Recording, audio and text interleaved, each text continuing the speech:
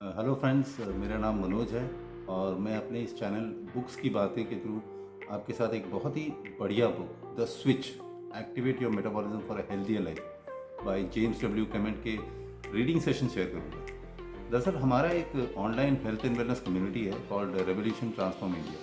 हमारी इस कम्युनिटी के द्वारा रोज़ सुबह जूम पर हम एक मैजिकल मॉर्निंग सेशन कंडक्ट करते हैं, जिसमें मेडिटेशन होता है और बुक रीडिंग सेशंस होते हैं। तो ये वीडियोस उसी मैजिकल मॉर्निंग सेशंस के रिकॉर्डिंग्स हैं। तो बने रहें मेरे साथ और इस बहुत ही बढ़िया नॉलेजफुल जो बुक है उसके रीडिंग सेशंस को एंजॉय करें। Thank you.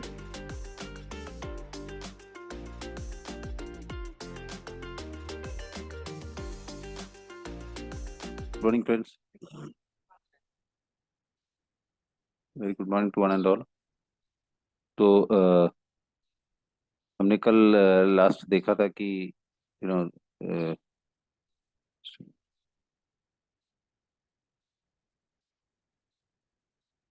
डायरी प्रोडक्ट्स का और ग्रेन्स प्रोसेस्ड फूड, ये जो हमारे पूर्वजों के डाइट में बिल्कुल नहीं था, राइट।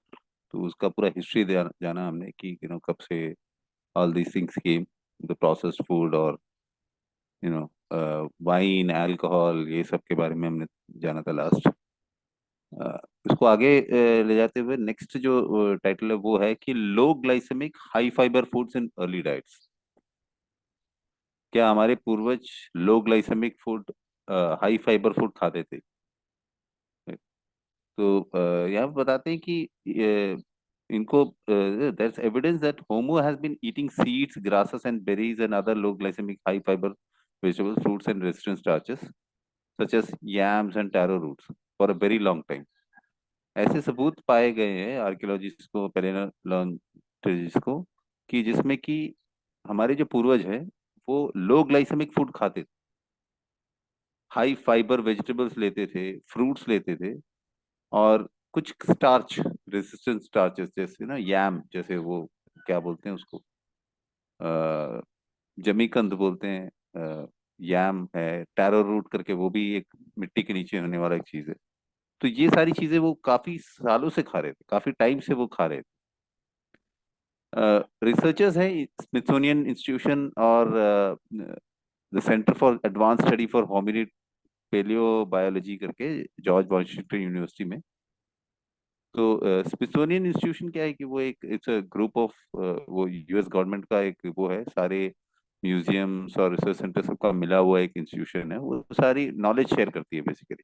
तो इन लोगों ने ये किया था, इन्होंने क्या एनालाइज किया, डेंटल टार्टर, ठीक है, दांतों के जो रिमेन्स पाए, फॉसिल्स मिले थे, उसमें से उनके दांतों का चेक किया था, करीब, मतलब किनका, जो फॉसिल्स वो निएंडरथल्स के थे, ठीक है, जो अभी एक्सटिंक्ट हो चुके हैं, हमारे पूर्वजों के लिंक में नहीं आते हैं, वो कहीं ना कहीं थोड़ा बहुत जीन्स है करके जो बताया था। तो निएंडरथल्स के फॉसिल्स में उन्होंने पाया कि उनके दांतों को जब टेस्ट किया गया था, करीब 44,000 ईयर्स अगो, ठीक है, 44,000 साल पहले की बात, वो लोग रहते थे। और उसमें क्या पाया गया कि apparently they ate variety of plant foods, मतलब वो काफी variety of plant foods, vegetables भी खाते थे, including date palms, pulses and grass seeds. ठीक है, और कुछ मतलब पाम, डेट पाम्स है ना, वो जो खजूर खजूर और दालें वगैरह ये सब खाते थे, और इनफैक्ट कुछ तो कुक करके भी खाते थे, राइट। तो बट यहाँ पे हमने पहले जाना होगा, अगर आपको ध्यान होगा, कि नियंत्रण ज्यादातर वो मीट खाते थे, राइट। लेकिन क्या है, वही बोल रहे हैं कि but because such foods don't supply much in the way of calories, क्योंकि ये जो जो वेजिटेरियन फूड्स क्या है, ये बहुत ज्यादा कैलोरीज नहीं दे पाते, तो इसलिए उनका जो bulk of the daily calorie intake घुमा फिरा कर एनिमल मीट ही होता था, right. Animal meet for protein and fat, वो पूरे साल भर वो बल्क उनका उसी में रहता था, एनिमल प्रोटीन में ही खाते थे, उनका फैट वगैरह सब खाते थे। क्योंकि अब ये जो निएंडरथल्स थे, ये काफी बल्क, बहुत भारी लोग थे, मतलब हमारी तरह नहीं थे वो, नियंडरथल्स अगर आप ऐसे गूगल मार के देखेंगे तो you can see their faces and all, बड़ा अजीब सा वो खली टाइप लुक है, बहुत भारी बलकम ऐसे टाइप। तो वो लोग काफी मतलब वेल बिल्ड थे, एक्टिविटी भी उनकी बहुत ज्यादा थी, तो उनका कैलोरी रिक्वायरमेंट भी बहुत अच्छा खासा था। जैसे कि आजकल जैसे जो लेडीज में बोला जाता है ना 1800 calories per day for women and करीब 2800 calorie per day for main. तो कुछ कुछ ऐसे ही रहा होगा उनका कैलोरी इनटेक। तो वेजिटेबल्स में क्या होता है कि कैलोरीज कम होते हैं, जैसे कि बोलते हैं कि अगर 375 ग्राम्स ऑफ स्पिनिच, नहीं पालक अगर कोई बंदा ले ले, 375 ग्राम पालक ले ले, तो उसमें से 100 कैलोरी मिलेगा, राइट। ऑल्दो आप देखेंगे कि ये बहुत कम लो ग्लाइसेमिक वाला ग्रीन वेजिटेबल है, लेकिन वो सिर्फ 12 ग्राम फाइबर और एडिशनल देगा, दैट्स इट। 100 कैलोरीज और 12 ग्राम फाइबर, ठीक है। तो fibre was also required, maybe that's why they were eating. बोले कि a lot of modern foods are fortified. आज की तारीख में क्या है कि जो खाना है वो फोर्टिफाइड है। फोर्टिफाइड समझते हैं ना, आजकल सब आटा फोर्टिफाइड, सब कुछ फोर्टिफाइड बोल के आ रहे हैं, गवर्नमेंट का रूल है। फोर्टिफाइड का अगर आप बात करें, फोर्ट बेसिकली किला, ठीक है, मतलब किसी चीज को और स्ट्रॉन्गर बनाना। कि आप अगर उसको फोर्टिफाइड का मीनिंग देखेंगे तो वो है कि वो एक गढ़ गढ़ टाइप बनाना किसी के चारों तरफ में, ताकि वो और ज्यादा स्ट्रांग बन जाए। तो वो देखिए मैन्युफैक्चरर्स जो वो बताते हैं कि it's a good thing, fortified वाला चीज खाना इट्स गुड थिंग। क्योंकि फोर्टिफाइड का मतलब ये है कि उसका न्यूट्रिएंट वैल्यू बढ़ गया, या बेसिकली फूड मेड स्ट्रॉन्गर, वो जो खाने को और ज्यादा स्ट्रॉन्गर बना दिया। इन द यूके बोल रहे it is mandatory that all wheat flours are except whole meal. जो यूनाइटेड किंगडम में है कि जितने भी व्हीट फ्लोर है, ठीक है, जो गेहूं का बना हुआ जो आटा है, कोई भी टाइप का हो, ठीक है, बेसिक आटा या मैदा, जो भी चीज है, इन सब को विटामिन बी 3 से फोर्टिफाई करना जरूरी है, बोल रहे हैं, ठीक है। Replacing the niacin naturally found in wheat. क्यों क्यों क्यों उसको बी 3, नियासिन या विटामिन बी 3 को क्यों फोर्टिफाई करते हैं? क्योंकि बोल रहे हैं कि वो जो ड्यूरिंग द मिलिंग प्रोसेस, जब वो पीसते हैं, आटा या बनाने का जो प्रोसेस रहता है, उस टाइम में क्या होता है कि ये नियासिन का लॉस होता है, हो जाता है, राइट। तो लेकिन ये है कि हाउएवर, दिक्कत ये है कि over consumption of food products that are fortified with niacin may also increase the risk of certain condition. ज्यादा अगर नियासिन खाएंगे तब भी उसके कुछ कुछ हेल्थ कंडीशंस खराब हो सकते हैं हमारे। ये एक्चुअली यूनाइटेड स्टेट्स में हो चुका है, बोल रहा, this has happened in the United states करीब 2000 के आसपास में, इन द अर्ली 2000s। वहां पे क्या था कि यूएस का daily per capita consumption of niacin exceeded 33 milligram. United states में वहां में फोर्टिफाइड सारे मिलते हैं, सब कुछ कंपलसरी है। तो वहां पे जो डेली पर कैपिटा कंजम्पशन, मतलब एक बंदे का डेली कंजम्पशन जो है करीब 33 मिलीग्राम से ज्यादा हो गया था, ठीक है। Twice the recommendation set by authorities in the United States and UK, जो कि दुगना था जो जो स्टैंडर्ड था, ठीक है। स्टैंडर्ड शायद मेरे ख्याल से 15 रहा हो, राइट, 15 मिलीग्राम रहा हो, तो उससे भी ज्यादा था, करीब 33 हो गया, तो डबल से भी ज्यादा हो गया। Now large doses of niacin, ज्यादा डोज अगर नियासिन का देखा गया है कि उसमें अगर आप बहुत ज्यादा विटामिन बी 3 नियासिन अगर लेंगे, तो दैट में हैव इम्पेयर ग्लूकोज टॉलरेंस, वो ग्लूकोज टॉलरेंस पे हावी हो सकता है। Induce insulin resistance, insulin resistance को भी इंड्यूस कर सकता है। And enhance the insulin release, तो इंसुलिन को बहुत ज्यादा रिलीज करने में ये करता है। और नियासिन के बारे में ये भी बोला गया कि niacin is also a potent stimulator of appetite. यानी नियासिन खाएंगे ना तो वो एक आपको भूख भी लगवाएगा, बोल रहे हैं। अगर नियासिन हमारे शरीर में रहेगा तो ज्यादा मात्रा में रहेगा, तो वो एक एक मतलब स्टिमुलेट करेगा भूख को। वेर एस नियासिन डेफिशिएंसी में lead to appetite loss also. उसी का विपरीत अगर देखेंगे तो अगर नियासिन की कमी होगी तो तो हम हमारा हमें भूख कम भी लगेगी, हमारी लॉस ऑफ एपेटाइट भी होगा। ठीक है, मतलब क्या है, ठीक है, कहीं ना कहीं से it directly it it no it relates into the one's ability to lose weight. वजन कम करने के लिए ये बहुत बड़ा एक रोल है, ठीक है, क्योंकि ज्यादा रहेगा नियासिन तो भूख लगेगी, एपेटाइट बढ़ेगा, हम ज्यादा खाएंगे। कम रहेगा तो हमें एपेटाइट कम रहेगा, खाने की भूख कम लगेगी, तो शायद हम वजन भी कम कर सकते हैं। तो this directly related to weight loss and और वेट गेन बेसिकली। चाइना और जापान में, according to researchers in China and Japan, niacin derived from grain products exceeded the amount derived from meat in the United States। बोल रहे हैं कि China और Japan में उन्होंने रिसर्चर्स ने पाया था कि niacin derived from grain products exceeded, जो ग्रेन से निकाला हुआ जो नियासिन था वो मीट से exceeded the amount derived from meat. वो मीट से जो नियासिन मिलता है उससे भी ज्यादा हो गया था in the early 70s।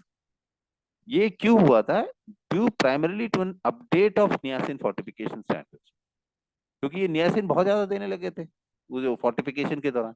Normal उसमें नॉर्मल सीरियल्स में भी होता है, ठीक है, जो गेहूं वगैरह में मान लीजिए B3 होता है, मिलिंग के दौरान नियासिन चला जाता है।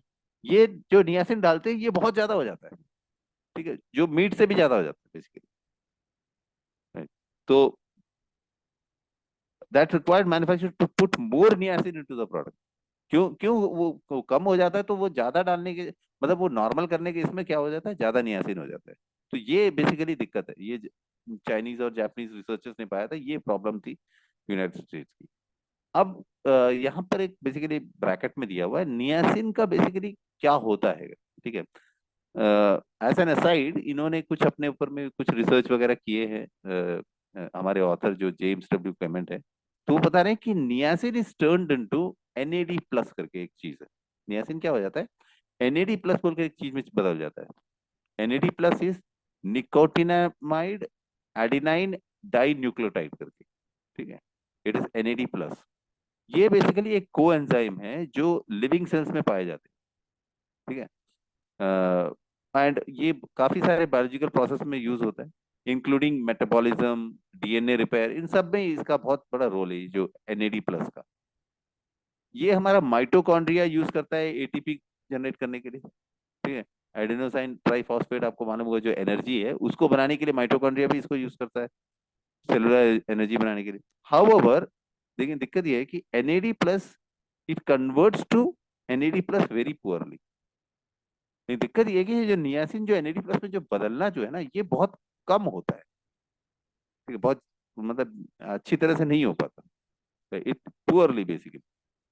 अब जेम्स कहते हैं कि with the help of a doctor and various other collaborators, इन्होंने कुछ डॉक्टर्स की मदद ली और कई सारे कोलैबोरेटर्स के साथ मिलकर इन्होंने ये पता करने की कोशिश करी यार कैसे इसको बढ़ाया जाए, राइट। बोल रहे हैं कि I have been conducting a series of clinical trials to determine how to increase NAD plus through other means, किसी और तरीके से कैसे NAD प्लस को बढ़ाया जाए, राइट।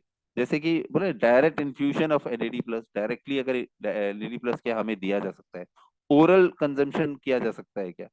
अब ओरल कंजम्पशन NAD प्लस को तो नहीं किया जा सकता, लेकिन उसका एक प्रीकर्सर है जो NAD प्लस बनाता है, दैट इज कॉल्ड निकोटिनामाइड राइबोसाइड करके, तो उसको देकर भी इसको किया जा सकता है। तो ये सब वो रिसर्च कर रहे थे, बोले बोले कि क्या होता है कि this keeps various longevity genes turned on while reducing the buildup of nicotinamide that comes with excess niacin consumption। NAD plus का लेने से क्या हो जाता है कि ये जो लॉन्जिविटी के जो कई सारे जो जीन्स है ना उसको टर्न अप करके रखता है, ठीक है, उम्र बढ़ने वाला जो जीन्स को, ठीक है। और जो नियासिन के जो बाकी जो ओवर कंजम्पशन होने से जो दिक्कतें आती है तो उससे बचा सकता है करके, ठीक है, स्पेशली एज वी एज, जब हमारा उम्र हो रहा है उस वक्त में दिस थिंग एक्चुअली हेल्प, ठीक है। तो NAD प्लस का भी एक है, ये इन्होंने एक्चुअली ब्रैकेट में यहाँ पे दिया हो कि just for a knowledge sharing thing, ठीक है। तो कहीं पर NAD प्लस आए तो, और अगर आप कोई जानना चाहेगा और डिटेल में, तो you can go in and find out कि क्या है, गूगल करें और पता करें basically how how all these things work. उन्होंने एक छोटा सा यहाँ पे पैरा दिया हुआ। तो ये था। तो विटामिन B3 नियासिन का रोल का बारे में यहाँ पे बताया, जो फोर्टिफिकेशन का। ये सब टेक्नोलॉजी और मॉडर्न डाइट का दिक्कतें हैं। आगे बेसिकली इन्होंने वही चीज बताया हुआ है, the perils of our modern diet. Perils का मतलब जो बहुत बड़ी जो दिक्कत आ रही है आज की तारीख में, राइट, जो खतरे हैं आज के मॉडर्न डाइट्स का, उसके बारे में बताया। एक जोग्राफर हैं, उनका नाम है जैरेड डायमंड करके, ठीक है। ये पुलित्जर प्राइज विनिंग ऑथर भी है, ठीक है। और इनको दुनिया के महान लीडिंग हिस्टोरियंस, ठीक है, साहित्यकारों में बताते हैं। और इन्होंने एक्सटेंसिवली लिखा हुआ है कि impact of agriculture on human health. जो एग्रीकल्चर आया है, जो खेती बाड़ी का जो व्यवसाय आया है, ये हमारे ह्यूमन हेल्थ में क्या इम्पैक्ट किया, इसके बारे में तो उन्होंने काफी लिखा हुआ। He was one of the first to document changes in height and longevity in the advent of agriculture, calling it the worst mistake in the history of human race. वो पहले ऐसे आदमी थे जिन्होंने एग्रीकल्चर को मतलब उन्होंने ऐसे डॉक्यूमेंट्स लिखे जो बताया कि जो हम लोगों का जो हाइट में और जो वेट में जो हाइट में और उम्र बढ़ लॉन्जिविटी में बेसिकली, ठीक है, इसमें जो चेंजेस आया एग्रीकल्चर के कारण आया वो। क्योंकि हमारे पूर्वज जो मांस मछली बहुत ज्यादा खाते थे, उनका तो हाइट लंबा था। तो बोले कि ये एग्रीकल्चर के चलते आया होता है। और उन्होंने तो ये कहा था कि the worst mistake in the history of human race is agriculture. मतलब हमारे जो ह्यूमन रेस का, ठीक है, हमारे पूरे एवोल्यूशन का, पूरे रेस का वर्स्ट मिस्टेक बताया। सबसे बुरी जो मिस्टेक जो हुआ है, दैट इज एग्रीकल्चर। अब not only he has written about how hunter gatherers enjoyed a highly variable diet, उन्होंने कहा कि हंटर गैदरर्स जो थे वो लोग काफी वेरिएबल डाइट खाते थे, ठीक है, वो एंजॉय करते थे अलग अलग चीज खाकर, ठीक है। In contrast too early farmers, जो फार्मिंग में आ गया ना, तो वहां में लिमिटेशन हो गया, बोलते कि क्या चीज खाएं नहीं खाएंगे।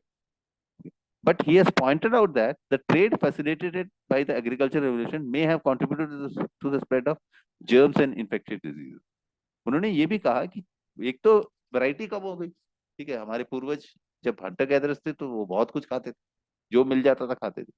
आज की तारीख में आप अगर देखेंगे, वैसे भी आपके दिमाग में बोल रहे हैं कि आपको भूख लगेगी तो आपके सामने क्या आएगा, राइट? तीन चीजें दिखाई देगा जनरली वर्ल्ड ओवर, ठीक है। This is my my out input. मैं इसमें बुक में नहीं लिखा, मेरे दिमाग में आया, and in fact I read it somewhere कि भूख लगने से हमारे दिमाग में एक ही चीज, तीन चीज ही आते हैं, ठीक है। चावल, गेहूं या आटे का, मतलब चावल या रोटी वगैरह जो भी है, या फिर मेज, मेज यानी जो मक्का, ठीक है। क्योंकि ये है, ये तीन ही ऐसे चीजें हैं जो पूरे देश दुनिया भर में, इन तीनों में से कोई एक चीज ही बन रहा है, जो सबसे ज्यादा एग्रीकल्चर में ही हो रहा है। और भूख लगने पे कार्बोहाइड्रेट, हमारे शरीर को जो कार्बोहाइड्रेट चाहिए, हमारा दिमाग जब मैसेज भेजता है भाई कार्बोहाइड्रेट लेना है, भूख मतलब कार्बोहाइड्रेट लेना है, तो ये तीन ही चीज दिमाग में आता है, राइट। बट हमारे पूर्वजों के साथ में शायद ऐसा नहीं होता हो उनको, उनके पास में ऐसा कुछ पर्टिकुलर चीज नहीं था। तो ये तर्क दे रहे हैं कि एग्रीकल्चर के जो प्रॉब्लम्स के बारे में बता रहे हैं कि वैरायटी नहीं था, तो वाकई में एक्चुअल में देखा जाए तो वैरायटी नहीं है। नहीं। तो आज जो मिलेट्स रेवोल्यूशन वगैरह वगैरह जो चला आ रहा है, आई थिंक वो बहुत अच्छा है कि हम थोड़ा वैरायटी खाएं। वैरायटी खाएंगे तो अच्छा रहेगा तो मिलेट्स को भी इंक्लूड करें, अलग अलग टाइप के मिलेट्स हैं हमारे आज, these are not mention in the book, this just my input, बीच में मुझे ध्यान आया तो I am just sharing it with you all. तो वो ही कह रहे हैं कि, तो इन्होंने क्या बोला, he boldly state that the adoption of agriculture supposedly are most decisive step towards a better life was in many ways a catastrophe from which have never recovered।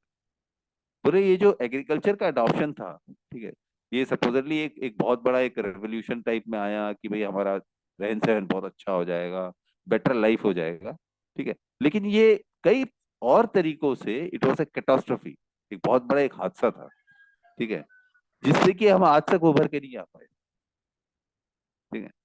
बोले कि हिस्टोरियन जो योवा नोवा हरारी करके हैं एक historian, जिनके बारे में मैंने पहले भी बताया था कि जो बुक है sapiens, a brief history of human kind जो लिखा है, तो उन्हीं को इधर में ऑथर ने भी मेंशन किया हुआ है।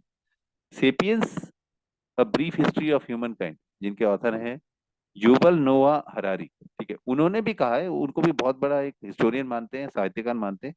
उन्होंने उनके उन्हीं के वर्ड्स का यहाँ पे दिया हुआ है, उनके बुक में लिखा हुआ है कि the agriculture revolution certainly enlarge the sum total of food at the disposal of human kind.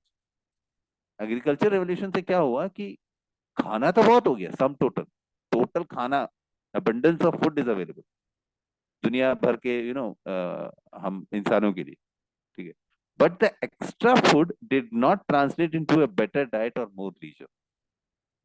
लेकिन वो जो एक्स्ट्रा फूड है, ये कोई बेहतर जिंदगी, बेहतर डाइट इसमें ट्रांसलेट नहीं हुआ, बेसिकली कन्वर्ट नहीं हुआ। खाना ही था, खाना खाना ही है, बट डाइट बेकार हो गई, बेटर डाइट नहीं बना।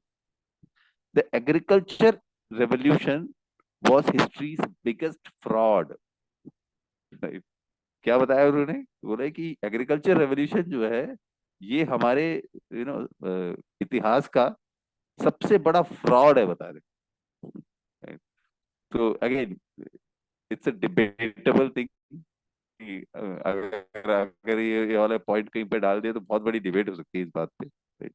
लेकिन इन्होंने उसका तर्क भी दिया हुआ है क्या है, ठीक है, तो उसको भी जान लेना बहुत जरूरी है।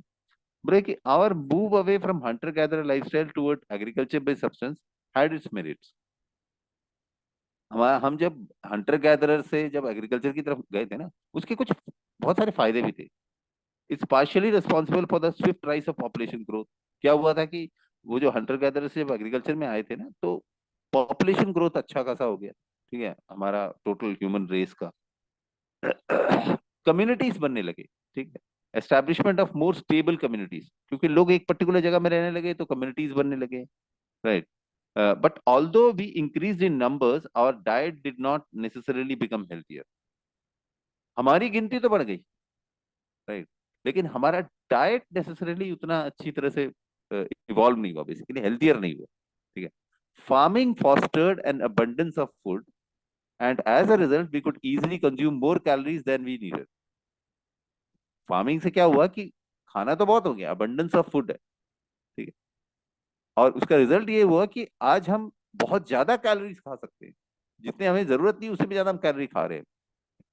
More over farming also led to a less diverse diet. लेकिन फार्मिंग का यही हुआ कि डाइवर्सिटी भी खत्म हो गई। देखिए, जस्ट एक इमेजिन मैं वैसे ही सोच रहा था कि जैसे हम इंडिया में ही साउथ के लोग चावल खाते हैं, नॉर्थ के लोग रोटी वगैरह खाते हैं, क्योंकि वहां पे चावल बहुत कम खाया जाता है, क्योंकि वहां में उगाया ही वही जाता है, हो गया ना खत्म वहीं पे, ठीक है। बट पुराने जमाने में जो हंटर गैदरर का टाइम रहा होगा, तो ऐसा कुछ भी नहीं था होगा, भाई चावल और गेहूं वगैरह जो मिल जाता था वो होता वैरायटी रहता था।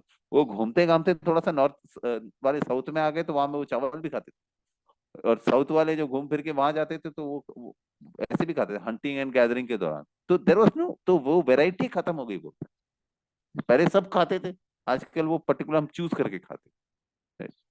तो moreover farming also led to a less diverse diet, especially once we began to generate processed cereal। और सबसे ज्यादा दिक्कत, ठीक है, स्पेशली कब हुआ था, जब हम प्रोसेस्ड सीरियल बनाने लगे and grain based food products filled with artificial and refined ingredients. और ये जो ग्रेन बेस्ड, ठीक है, जो अ, धान या वगैरह जो भी ग्रेन्स हैं, उसके बेस्ड जब प्रोडक्ट्स बनाने लगे, और उसमें भी मिलावट बहुत ज्यादा, आर्टिफिशियल इंग्रेडिएंट्स बहुत सारा मिलाने लगे, तब ये ज्यादा दिक्कत स्टार्ट हो गई, ठीक है। क्योंकि गेहूं का अलग अलग रूप है ना, लेकिन जनरली आटा ही करके हम लोग बोलते हैं ना, आटा भाई आटा, हाँ भाई आटा ले आओ, आटा ले आओ, आटा ले आओ, आटे का ही बनेगा, रोटी बनेगा, right? तो that variety has lost actually. तो बोले some have argued that agriculture changed the course of our history more than any other human driven event। कुछ लोगों ने ये भी आर्ग्यू किया हुआ है कि खेती बाड़ी ने हमारा पूरा हिस्ट्री बदल दिया, मतलब और कोई ह्यूमन ड्रिवन इवेंट इतना ज्यादा चेंज नहीं किया जितना कि एग्रीकल्चर ने किया। And with the absence of diet diversity came a dearth of nutrients too. और ये जो डाइट में डाइवर्सिटी नहीं होने के चलते एक और दिक्कत क्या हुआ कि हम हमारी शरीर को न्यूट्रिएंट्स की कमी होने लगी। There was a nutrients dearth of nutrients too. The combination of nutrient deficiency and a bounty of calorie-dense refined foods also available meant we grew heavier, wider, and sicker. Right? अब ये बड़ा अच्छा मेरे को सेंटेंस भी लगा. जो combination of nutrient deficiency के साथ में बहुत सारा कैलोरी डेंस फूड खाना, ठीक है, अवेलेबल रहना, बेसिकली ये क्या हुआ, इसका रिजल्ट क्या हुआ कि हम और ज्यादा भारी हो गए, और ज्यादा चौड़े हो गए, और ज्यादा बीमार हो गए. ठीक है, we became heavier, wider and thicker.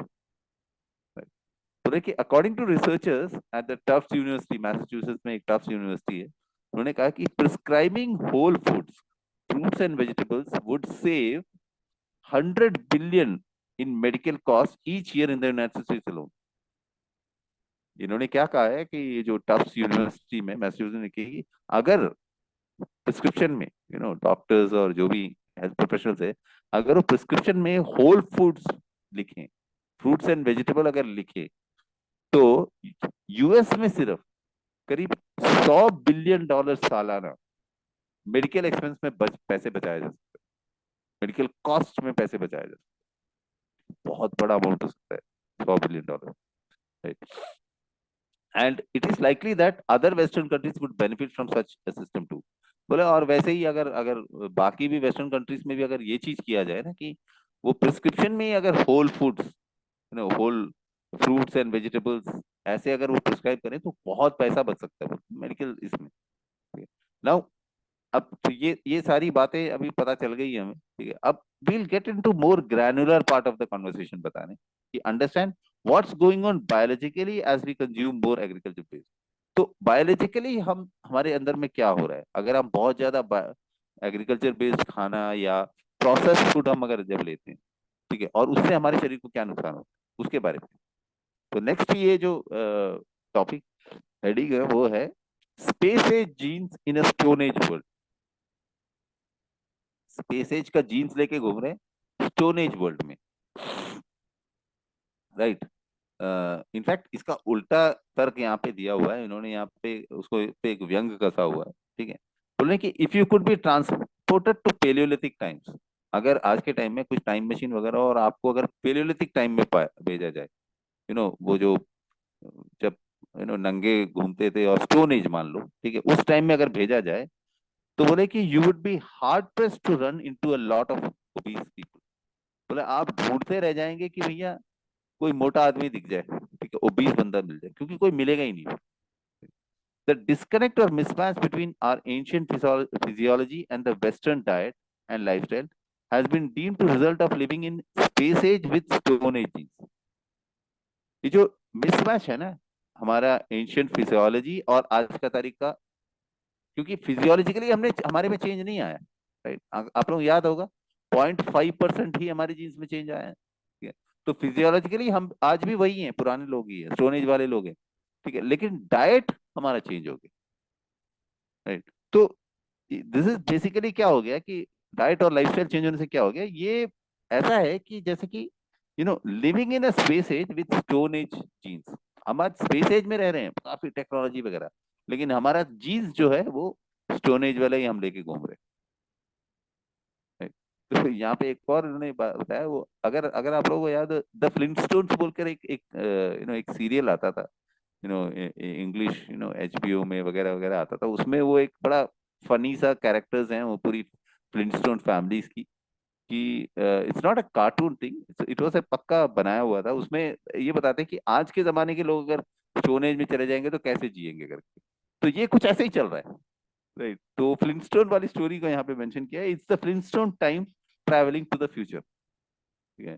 जैसे फ्लिंटस्टोन्स थे कि वो फ्यूचर में नहीं, वो तो पीछे जा रहे थे, तो वैसा ही कुछ है कि फ्लिंटस्टोन्स अगर फ्यूचर में चले जाएंगे तो कैसा रहेगा. तो if you were to compare the bodies of two people who have the same height and bone structure, अगर हम कंपेयर करें दो बंदों का जिनका सेम हाइट है, सेम बोन स्ट्रक्चर है करके, और अगर एक का वजन 55 किलो है, one weighs a lean 55 kilogram and another is 115 kilogram, और जो दूसरा बंदा है वो मान लो 115 किलो का है, एक 55 का, एक 115 किलो का, ठीक है. They would look totally different from the outside. बाहर से दोनों एकदम टोटली अलग दिखेंगे, ठीक है।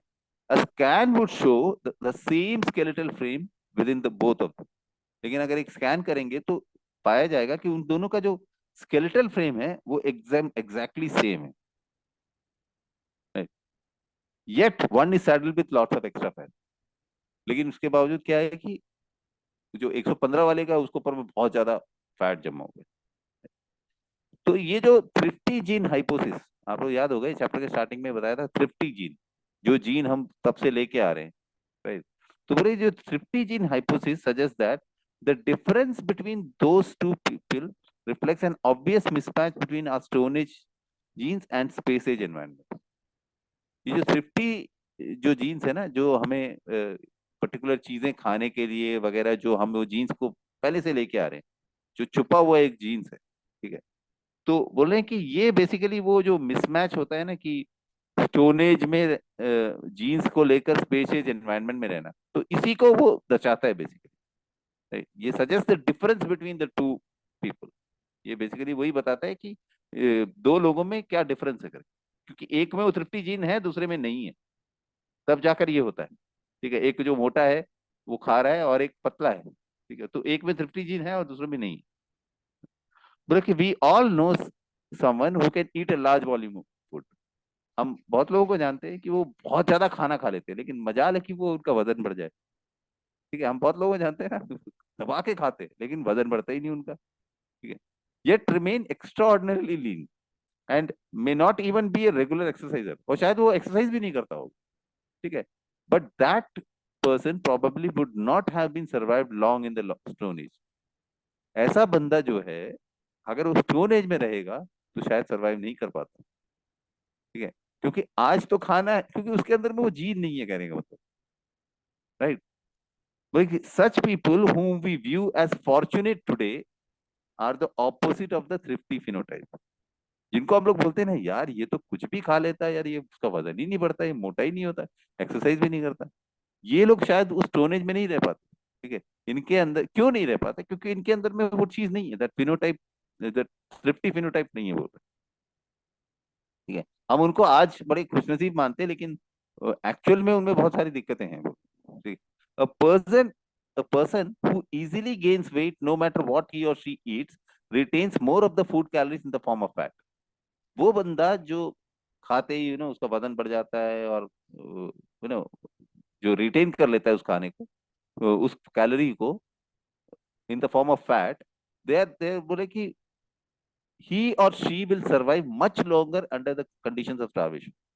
अगर ऐसा कोई दिक्कत आ जाए ना, ऐसा कोई कंडीशन आ जाए स्टारवेशन का, कि भाई खाना ही ना मिले, तो उस कंडीशन में ये लोग ज्यादा सर्वाइव कर लेंगे, जो मोटे लोग, क्योंकि इनके पास स्टोर्ड वाला कैलोरीज बचा हुआ है बहुत सारा, ठीक है। Being able to effectively store excess consumed energy helped us survive in our evolution। ये जो एबिलिटी है हमारी बॉडी की, कि हम एक्सेस एनर्जी को हम स्टोर कर सकते हैं फैट में वगैरह, तो यही चीज था जो हमें आज तक हमारा पूरा एवोल्यूशन में हम सरवाइव कर पाए, जिसको रख के that work well for millions of year during our ancestors face scarce resources. क्योंकि ये कई मिलियंस ऑफ ईयर से यही चीज काम किया है, जो कई, क्योंकि उस जमाने में बहुत सारा ऐसा फेमाइन वगैरह बहुत आता था, खाना ही नहीं मिल पाता था, तो उस टाइम में यही सारी चीजें जो है ना, ये जो हमारे शरीर का जो एबिलिटी है to store fat, this actually help us, ठीक है। स्कैर्स रिसोर्सेज के टाइम में ये बहुत हेल्पफुल रहा, but it has become a problem for bodies design for scarcity in modern times. But आज के टाइम में ये उल्टा पड़ गया है, ठीक है, क्योंकि आज तो खाना बहुत है ना, right. Modern times of relatively caloric abundance, आज खाना बहुत हो गया, तो आज खा रहे हैं तो वो स्टोर हो रहा है, तो कुछ और प्रॉब्लम निकल के आ रहे हैं। एंड ओवर कंजम्पशन, बोले कि in modern times of relative calorie abundance and over consumption can result in ending up overweight and obese, और इसीलिए वो लोग मोटे हो जा रहे हैं, ठीक है, ओवरवेट हो जा रहे हैं, ठीक है। क्योंकि ये हमारा जीन तब से वैसे ही चला आ रहा है, ठीक है। I think I am making my point, ठीक है। अगर अगर डाउट हो तो बताइएगा आप, right.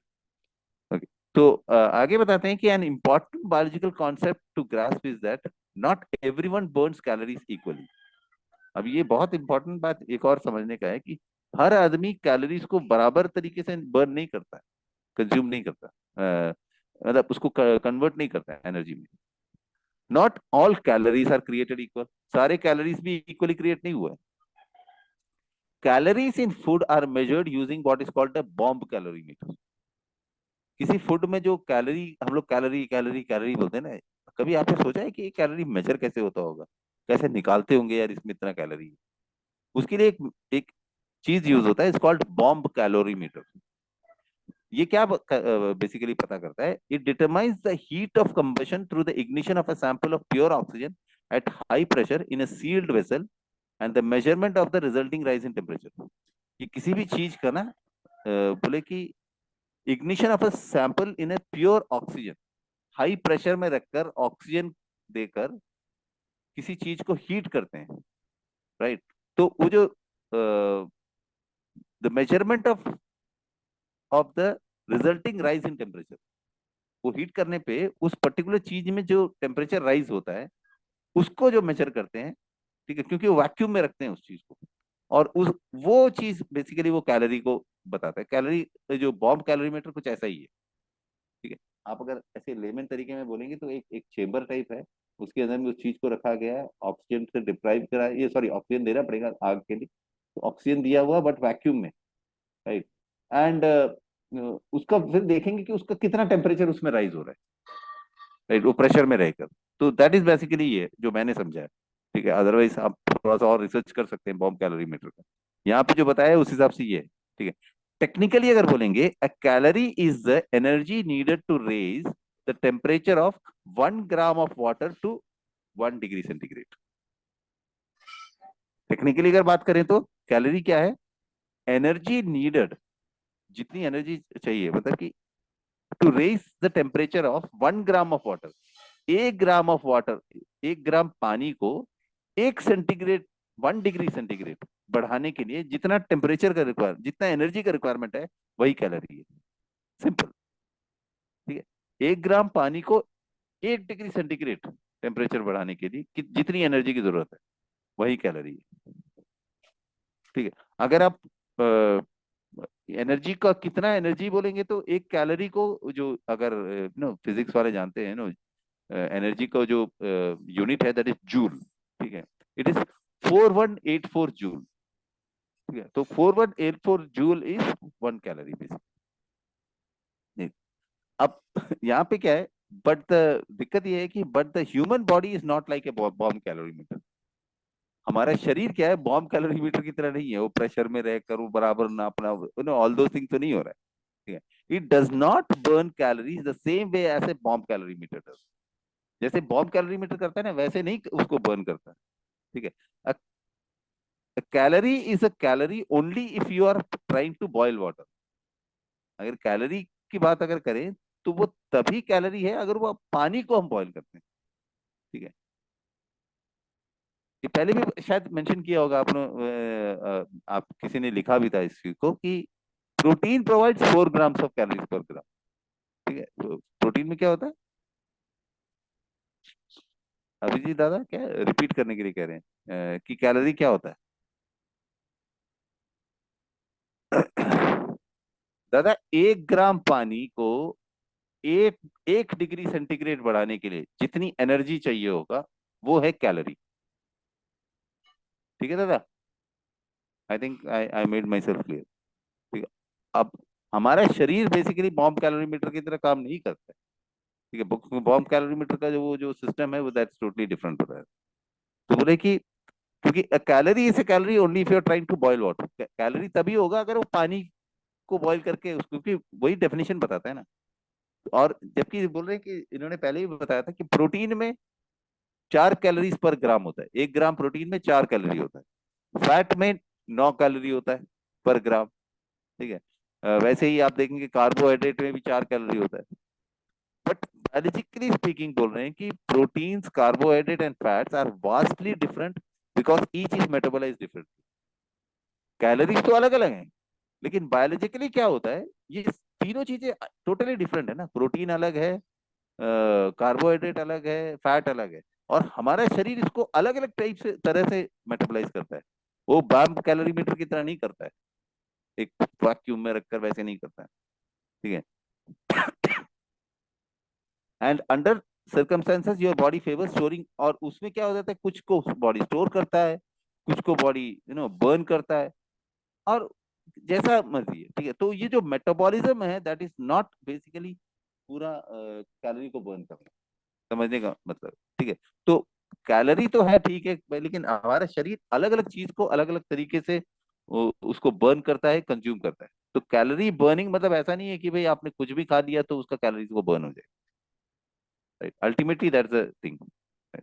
So the way your body responds to consuming 100 calories of carbohydrate in the form of refined sugar, हमारा शरीर अगर मान लीजिए आप एक 100 कैलोरीज ले रहे हैं रिफाइंड शुगर के रूप में, 6 teaspoon of granular sugar, pure sugar अगर 6 चम्मच आप खा रहे हैं, दैट इज 100 कैलोरीज। वो सेम नहीं होगा, उसको कंज्यूम करना will not be the same as when you consume 100 calories of fat in the form of olive oil. मतलब आप ऑलिव ऑयल ले रहे हैं, उसमें 100 कैलोरी है, और चीनी ले रहे हैं, उसमें भी 100 कैलोरी है। ये दोनों का जो बर्निंग है हमारे बॉडी में, जो मेटाबॉलिज्म हो रहा है, वो अलग ही सिस्टम है, अलग ही तरह से वो बर्न होता है, ठीक है। You can even feel the difference in your hunger cues and level of satisfaction. और ये चीज बेसिकली क्या है, सिर्फ कैलोरी का इससे नहीं होता, इसमें क्या है, हमारे खाने में हमारा जो भूख लगने में और हमारा जो फीलिंग ऑफ फुलनेस सैटिस्फैक्शन में हमको ये डिफरेंस पता चलेगा बोलते हैं।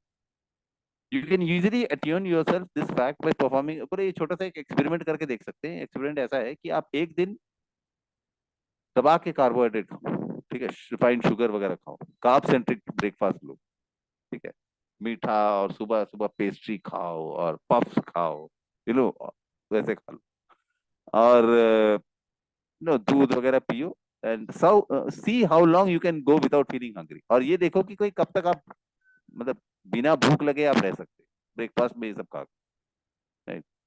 अगले दिन एक काम करो, एक पक्का प्रोटीन रिच ब्रेकफास्ट लो, प्रोटीन और थोड़ा सा fat, good fats and all, ये सब के साथ में खाओ, और फिर देखो कि क्या डिफरेंस आता है। अंडे वगैरह खाओ, egg egg and all, protein का सोर्स वगैरह। Now try to ensure that both meals contain the same number of calories. हमें ये ध्यान रखना है कि दोनों में कैलोरी सेम होना चाहिए, ठीक है। एक कार्ब सेंट्रिक है और दूसरा प्रोटीन वगैरह, प्रोटीन और फैट का है। ये दोनों को बराबर रख के, दोनों का कैलोरीज बराबर रख के आपको खाना है, ठीक है। आप देखेंगे क्या होगा, द वैफल और cereal based breakfast will leave most people ready to eat again. जिन्होंने वो जो सीरियल बेस्ड या कार्ब सेंट्रिक जो खाया है, जिस दिन खाया, आप देखेंगे उस दिन आपको तुरंत भूख लग जाएगी 2-3 घंटे के अंदर ही, कैलोरी सेम लिया है। But at the same time जिन्होंने वो प्रोटीन वाला, जो नेक्स्ट डे जो प्रोटीन और गुड फैट वाला जो डाइट की, उनको शायद कई घंटों तक भूख नहीं लगेगी, राइट? सो बोले कि your body did metabolize the breakfast in the same way, calorie same था दोनों दिन, ठीक है, लेकिन हमारा शरीर उसको मतलब सेम तरीके से मेटाबोलाइज नहीं किया, even though they contain the same amount of energy. दोनों में एनर्जी सेम था, कैलोरीज तो दोनों को सेम था ना, लेकिन हमारा शरीर वैसे मेटाबोलाइज नहीं किया, बोल रहे। And you experience each meal differently, so what's going on to explain this discrimination, मतलब ये क्या हो रहा था, बेसिकली बहुत कुछ हो रहा था अंदर में, ठीक है। Eating and metabolising nutrients is a complex phenomena. खाना और जो खाने का जो जो न्यूट्रिएंट्स है उसको मेटाबोलाइज करना, ये बहुत ही कॉम्प्लेक्स एक फिनोमेना है, बोल रहे। You are setting in motion a multitude of hormonal paths that affect how your food is digested. Basically क्या होता है, बहुत सारे हार्मोनल पाथ्स निकल के आते हैं जब हम कुछ भी खाते हैं तो, right? And how your cells react, how your brain interprets hunger, satisfactory signals, and eventually how you feel. ये सारा कुछ ना खाने के इसमें साथ कुछ बहुत सारा कुछ इन्वॉल्व हो जाता है, मेटाबॉलिज्म में बहुत सारे पाथवेज खुल जाते हैं, right? If we all use calories the same way, we would never see a vast spectrum of difference among us in the ability to maintain certain weight and certain dietary intake and physical output. क्योंकि अगर अगर ऐसा होता कि भाई calories बराबर burn होता, तो शायद हम सब बराबर खा रहे होते, और हम हमारा सबका जो बाहरी स्ट्रक्चर भी ऑलमोस्ट सेम होता है, एकदम जेरॉक्स कॉपी सब लोग, राइट। लेकिन ऐसा नहीं है ना, बिल्कुल। क्यों नहीं है? क्योंकि हम सेम ही खा रहे होंगे, लेकिन हमारा बॉडी का रिस्पॉन्स भी अलग अलग हर चीज का। सो बोल रहे हैं कि no two metabolisms are exactly the same. ये बहुत इंपॉर्टेंट बात है कि no two metabolisms are exactly the same. तो हम बेसिकली, तो हम आज चीज को हम यहाँ पे इसको रोक लेते हैं। थोड़ा सा मैंने समय ज्यादा लिया, but I I thought I wanted to complete this thing. ठीक है, ये थोड़ा सा फूड फॉर थॉट है, ये जो आज की बातें हैं, कि हमको समझना चाहिए। We are all health professionals here. तो हम जो ये जो पर्सनलाइज हेल्थ प्लान वगैरह जो हम बना कर देते हैं ना, तो इसमें ये बेसिकली बहुत हेल्पफुल रहेगा हमें ये जानना कि जो अभी लास्ट में उन्होंने कंक्लूड किया है कि no two metabolisms are exactly the same. ठीक है, तो अगर कोई ऐसे बोला ना, यार मुझे डाइट बताओ, ऐसे बोला, ऐसा नहीं होता है।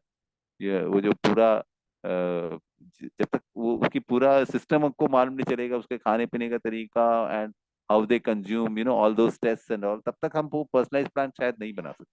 ठीक है, तो ये सब रिलेटेड है हमारे हमारे प्रोफेशनल इससे भी, शायद मेरे ख्याल से, राइट। तो आज हम इसको यहीं पे will take a pause and will इसको कंटिन्यू करते हैं फ्रॉम मंडे ऑनवर्ड्स। कल तो संडे है, राइट। तो that's all from my side. थोड़ा सा समय ज्यादा ले लिया, बट स्टिल, अगर right sir, if you have time, अगर कोई अगर कुछ इनपुट्स देना चाहता है तो।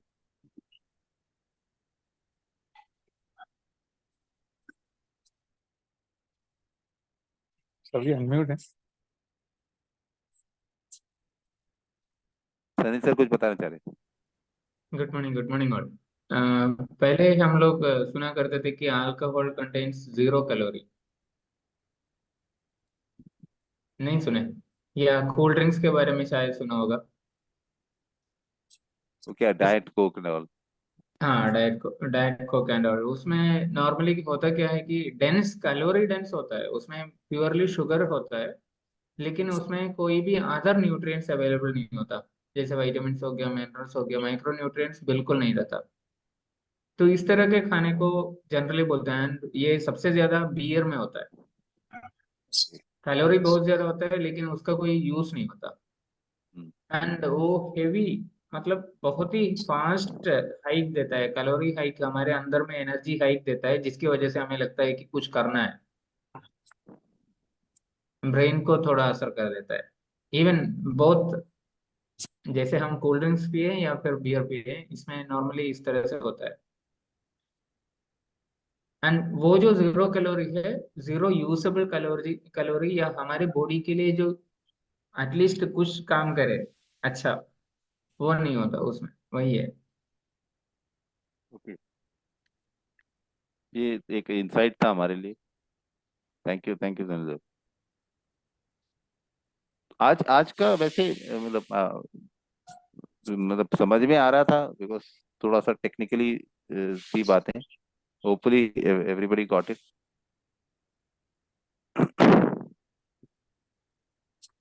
टेक्निकली और था, लेकिन लेमन में भी समझाया।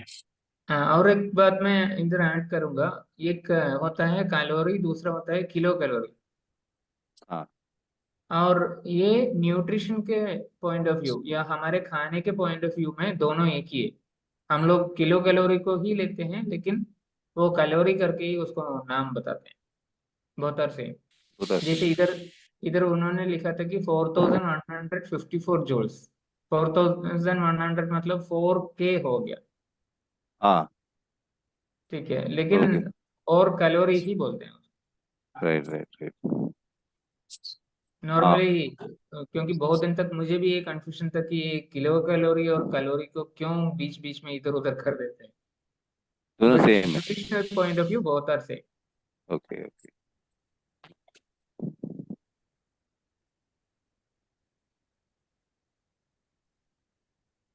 Okay, okay, right.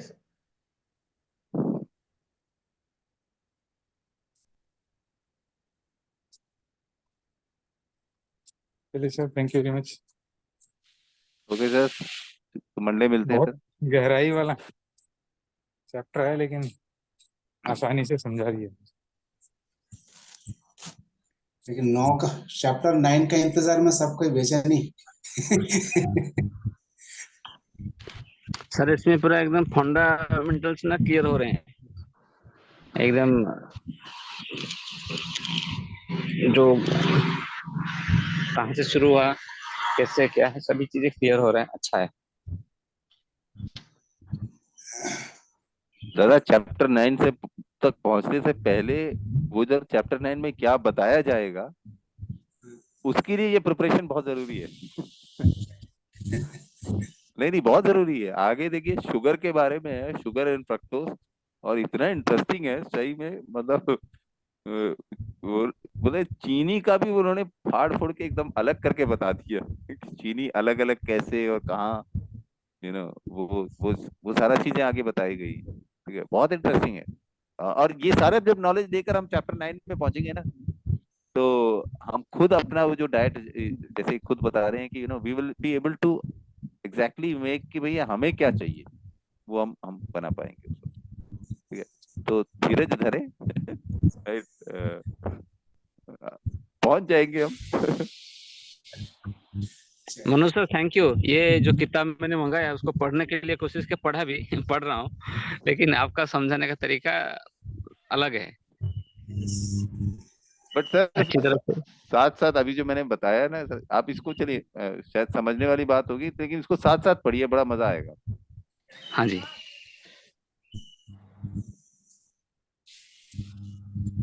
Okay ma'am, Thank you. Have a close great करते हैं, बाय बाय, गुड डे।